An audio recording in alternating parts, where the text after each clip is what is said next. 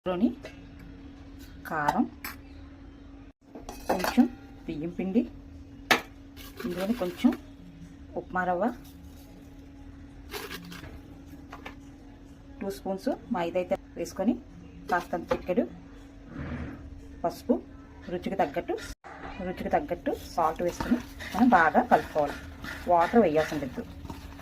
ఇది శుభ్రంగా ఈ విధంగా కలుపుకోవాలి. ఆయిల్ వేసుకొని చూడండి, ఈ మాత్రం ఆయిల్ ఉండాలి. ఇందులోనే మనం ఇవి బాగా కలుపు పెట్టుకునేవన్నీ ఫ్రై చేసుకోవాలి. ఈ విధంగా ఇలా ఫ్రై అవుతుంది. దాన్ని నెమ్మదిగా రెండో పక్క టర్న్ చేసుకోండి. బ్రౌన్ కలర్ వచ్చినంత వరకు వేయించుకోండి. చూసారా, బ్రౌన్ కలర్ వస్తుంది.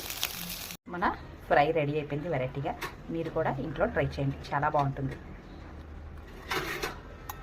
సాంబార్తో కానీ పప్పుతో కానీ సైడ్ డిష్ కింద పెట్టుకుంటే చాలా బాగుంటుంది.